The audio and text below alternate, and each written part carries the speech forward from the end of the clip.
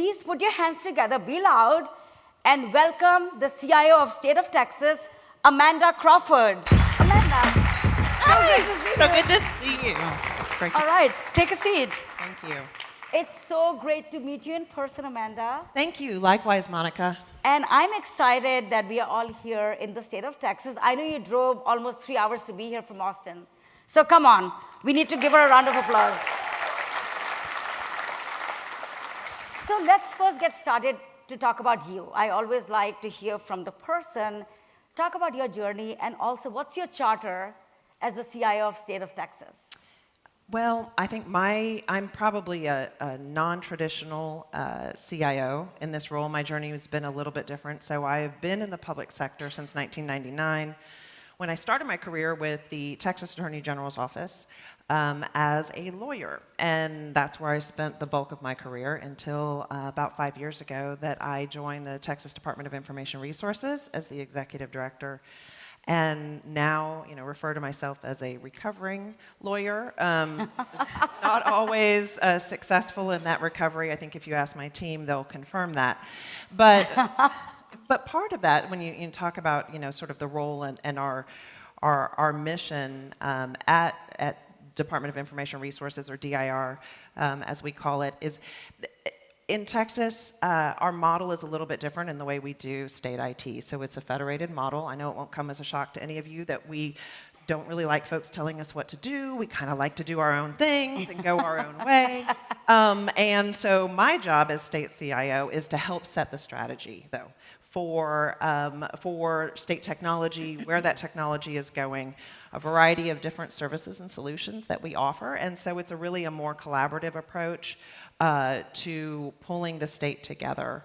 And in a lot of ways, my role before as an attorney, I always said I was just a problem solver if you describe my job. And now I'm doing the same thing, but leveraging technology tools to solve those problems. Your journey is so fascinating. I know Kathy, our chief legal officer, is not in the audience, but Kathy, there's always a second career if you choose to. You can be the CIO. John, sorry. No.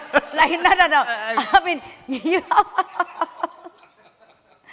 But I know that your environment is so large and the purview is so large, and there's a lot of technology changes coming at you, our customers, lots of innovation.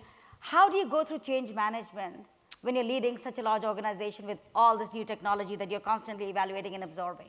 Right, it's a lot. I mean, as you all know in the room, it's kind of a nonstop job, because technology, as soon as you start exploring something, there's something new out there and new on the horizon. So we try to, certainly when building out our strategy for the state, we build as a forward-looking strategy based primarily on principles, things like security, innovation, data governance, digital government, those big foundational principles, and that way you can start to plug and play new technologies as they emerge and they come out. It is a constant challenge, but one of the things that we do is we really leverage our private sector partners and really rely heavily on the partner community in order to be able to fulfill our mission. I mean, there's 30 million Texans. It's a tremendously large state government that we have. We have one of the largest, I think, state agencies in the country with 35,000 people. That's not my agency. It's Health and Human Services. Let me clarify that. But anyway, to fulfill that mission, we absolutely need to leverage partnerships in the corporate community. And ultimately, when we were talking last week, like, technology is all about impacting your users' lives. In your case, users happen to be citizens. So give us examples of how technology that you are leading and driving is impacting your citizens' lives here in the state of Texas. Well, at the end of the day, that's really what it's all about, is delivering value and value to Texans and Texas taxpayers. So I don't know if there's any Texans in the room. I hope so. Come on, make some noise. One of the things that we have that I'm really proud of that our agency developed is an app called Texas by Texas, or TXT. And it's a digital assistant that allows you to interact with government services anywhere, anytime, and from any device. It's secure. You get multi-factor authentication. It does push notices. So you could do things like renew your vehicle registration, renew your driver's license, get some occupational licenses, all of that done where you don't actually have to stand in line. You don't have to to deal with government because I'm in government and I don't want to deal with government.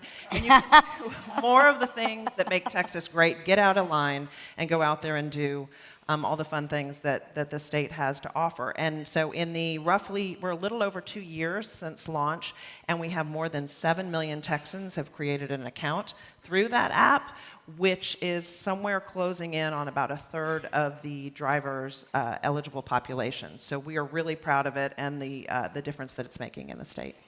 I love how everything is named something to do with Texas. Texas. In everything you do. I love that. That's being proud Texan. So the theme of this conference, as we said, is, again, I'm going to repeat it till everybody repeats after me, AI, networking, and security. Right.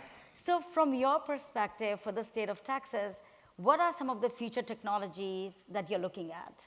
So there's a lot of, obviously, things that we're examining, but when we're really talking about, and that's why I thought the theme of this conference resonated with me, one of our biggest challenges is really tackling that whole of state approach to cybersecurity. And so 2 legislative sessions ago, our Texas legislature authorized my agency to establish a regional security operations center in partnership with a state university.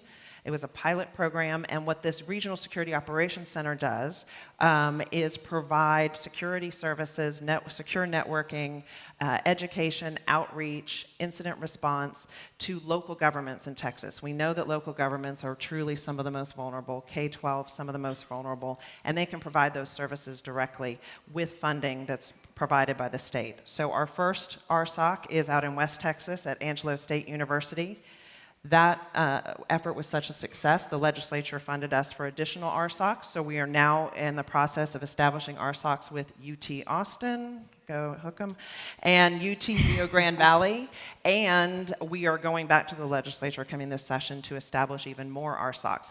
One of the best things that I really have to say, there's not another state in the country that's really done this model and the partnerships with the universities.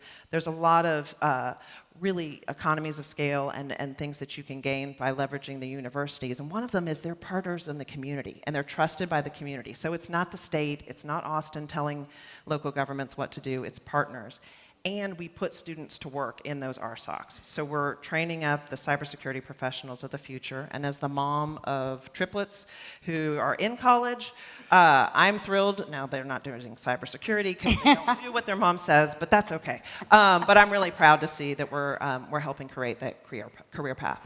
Oh, that's fantastic. I know you and I can have a long conversation here, but we are running out of time because we have a lot more content here to talk about. But it's clear how technology innovation is driving the state of Texas, and our customers in Texas are also accomplishing great things.